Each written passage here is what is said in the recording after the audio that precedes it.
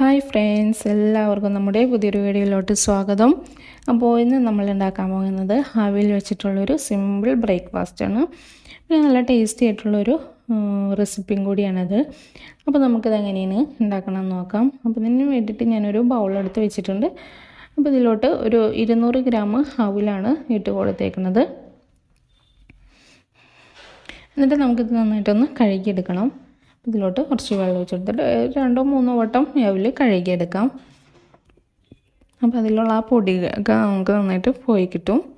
അപ്പോൾ കഴുകിയെടുക്കുമ്പോൾ വളരെ സ്ലോവിൽ വേണം കഴുകിയെടുക്കാനായിട്ട്. കൈ വെച്ചിട്ട് ഭയങ്കരമായിട്ട് തിരുമ്പിയൊന്നും കഴുകരുത്, നല്ല സ്ലോവിൽ കഴുകിയെടുക്കുക. ഭയങ്കരമായിട്ട് തിരുമ്പിയിട്ടുണ്ടെങ്കിൽ അവിൽ കുഴഞ്ഞു പോകും.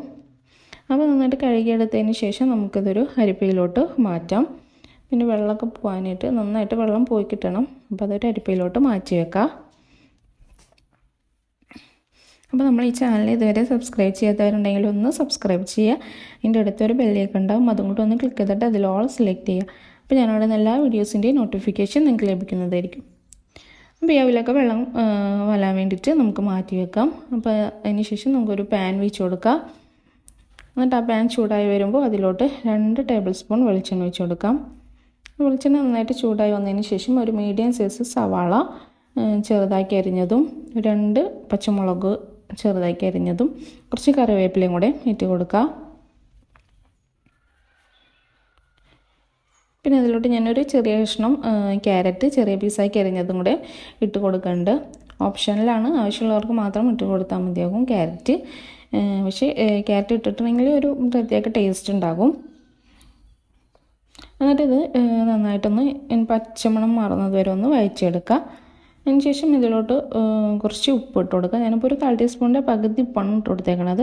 അപ്പോൾ ഉപ്പ് വളരെ കുറച്ചിട്ട് കൊടുത്താൽ മതി. നമുക്ക് വേണമെങ്കിൽ ആവശ്യത്തിന് കുറച്ചും കൂടെ ഇട്ട് കൊടുക്കാവുന്നതാണ്. കൂടിക്കഴിഞ്ഞാൽ നമുക്കൊന്നും ചെയ്യാൻ പറ്റില്ല. അതിന് ശേഷം നമ്മൾ അവിലിൻ്റെ വെള്ളമൊക്കെ പോയി കിട്ടിയിട്ടുണ്ട്. അപ്പോൾ നമുക്ക് ആ അവിലും കൂടെ പാനിലോട്ട് ഇട്ട് കൊടുക്കാം. എന്നിട്ട് നന്നായിട്ടൊന്ന് മിക്സ് ചെയ്തെടുക്കുക. അപ്പോൾ എരിവ് കൂടുതൽ വേണമെന്നുള്ളവർക്കാണെങ്കിൽ ഇതിൽ കുറച്ച് കുരുമുളക് പൊടിയും കൂടെ മേഡ് ചെയ്ത് കൊടുക്കാവുന്നതാണ്.